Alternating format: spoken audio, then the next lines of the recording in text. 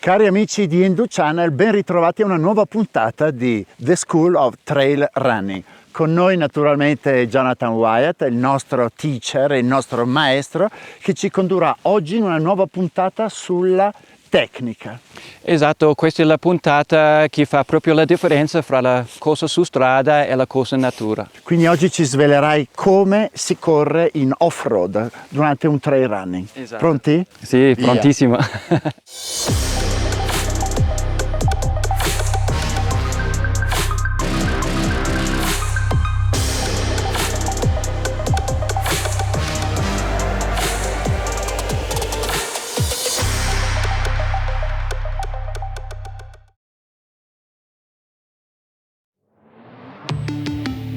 Volkswagen.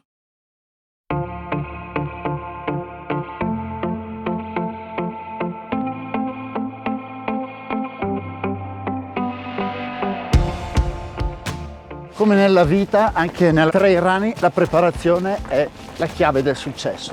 Bisogna saper pianificare, quindi dobbiamo porci sicuramente un grande obiettivo.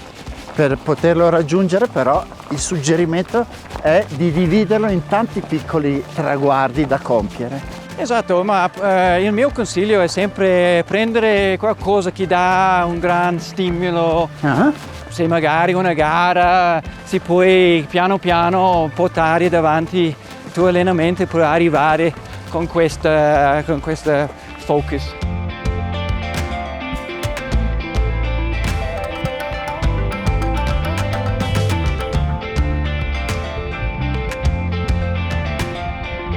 Professore, allora oggi come affrontiamo la lezione di tecnica? Parliamo di 3 tipi di tecniche specifici per la corsa off-road. Prima partiamo con la salita uphill, dopo parliamo per la discesa, come si affrontare una discesa e dopo proviamo un po' di terreno tecnico.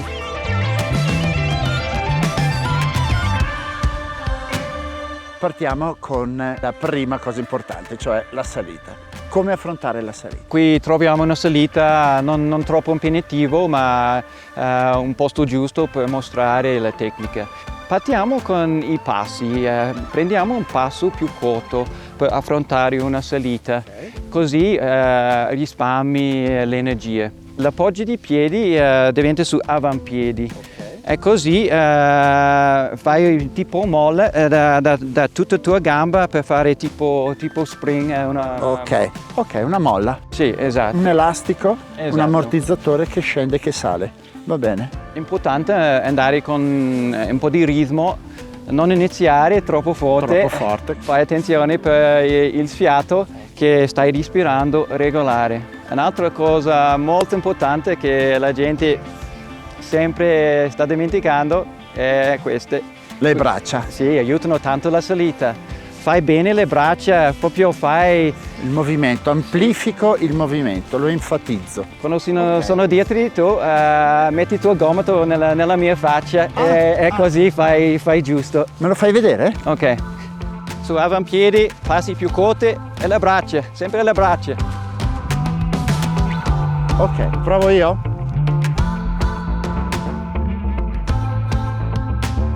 Bravo.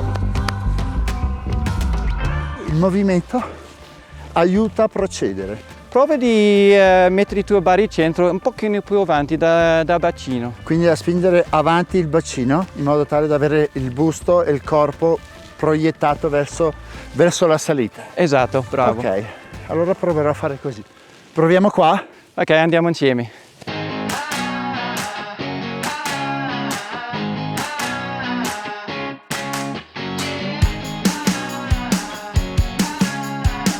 Non sempre si può correre, ogni tanto bisogna anche camminare.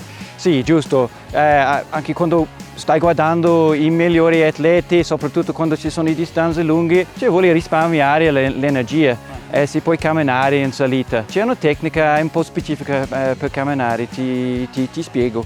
Facciamo i passi un pochino più lunghi, ma usiamo sempre le braccia perché quelle danno una mano. Mettiamo le braccia appena sopra il ginocchio per dare la forza di braccia lungo la gamba fino alla terra. Fai attenzione per la schiena e non piegare, sempre dritta e guarda. Ok, guardare in alto. Così.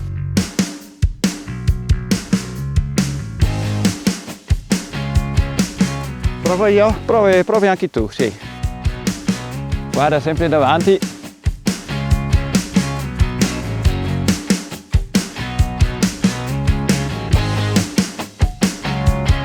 Sotto il capitolo salita ci sono altri strumenti che si possono usare? Ma ti vedi tanto in gara l'usura dei bastoni che danno una mano. Il bastone lascia le mani più diritte. Ok, perfetto. Servirebbero un paio di bastoni. Manca solo i bastoni adesso. Eccola. Arrivati, eccoli qua. Usi i bastoni nella maniera più efficiente, usi bene le mani per dare la forza dalla braccia dentro nel bastone. Poggi il bastone vicino ai piedi. Ok. E così si può andare meglio.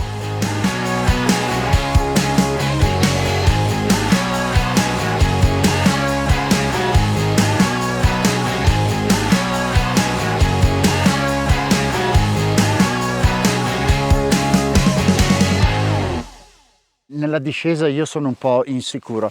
Ci sono degli esercizi per migliorare la tecnica? Sicuramente la pratica fa la differenza, anzi quando fai un tratto di discesa 5-6 volte stai prendendo in memoria e poi dopo si abitua un po' di più, stai rilassando, provaci anche con le spalle e le braccia a rimanere molto rilassato. Ma Carlo, quando fai le scale in discesa, dove si appoggi i piedi? Sicuramente il tallone. Fai attenzione perché quando scendiamo nella scala appoggiamo su avampiedi. Ah, appoggiamo la punta del piede, non ci avevo mai pensato. È lo stesso discorso sulle discese a correre. Quando stiamo appoggiando su avampiedi usiamo tutta la leva dalla gamba per fare una molla e quella proprio salva la gamba. Quando appoggiamo sul tallone tutta la forza viene sul corpo e così arriviamo con un po' di infortuni, ginocchio, la schiena. Okay. Quindi dobbiamo anche in discesa appoggiare per prima la parte anteriore del piede. Esatto, quella è fondamentale per la discesa, per prendere più confidenza. E poi così inoltre si può praticare una cosa di baricentro in discesa. Questo è un esercizio abbastanza cattivo. Per portare il bacino più avanti proviamo una cosa. Chiudiamo gli occhi e poi cade avanti e quando dobbiamo iniziare a correre, provi anche tu. Magari tu fai anche meglio di me. Piano piano cade avanti, è buono.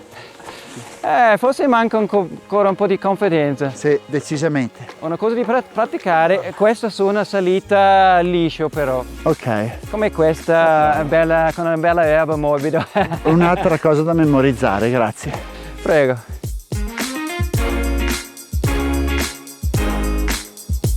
Jonathan, allora abbiamo visto come si corre in salita, come si corre in discesa e in piano, ma sul percorso tecnico avrei bisogno ancora di un po' di...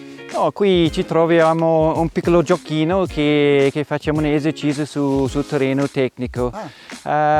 Prova invece di poggiare sulla parte di fango, metti i piedi Sulle pietre. Sulla pietra. Ok. E così prova a guardare più avanti possibile per memorizzare i passi e così i tuoi passi diventano più fluido. Quindi non guardo davanti, sotto, ma guardo un po' più avanti. Mentre stai guardando i tuoi piedi non ti devi fare una reazione ogni volta. Certo. Quando guardi avanti il cervello capisci dove si può mettere. Mi fai vedere?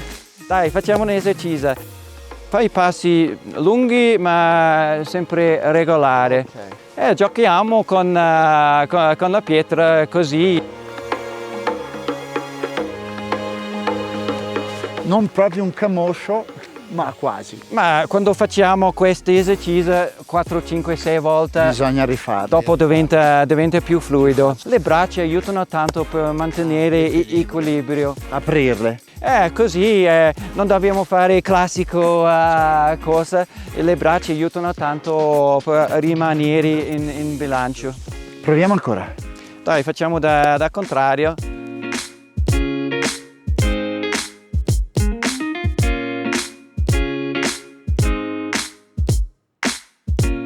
Meglio la seconda volta, bravo. Vedi? Noi diciamo read the terrain, leggere il terreno. Quando guarda più avanti si può leggere sempre più avanti e poi dopo diventa sempre più fluido, Ok. più sciolto. Read the terrain. Prova io.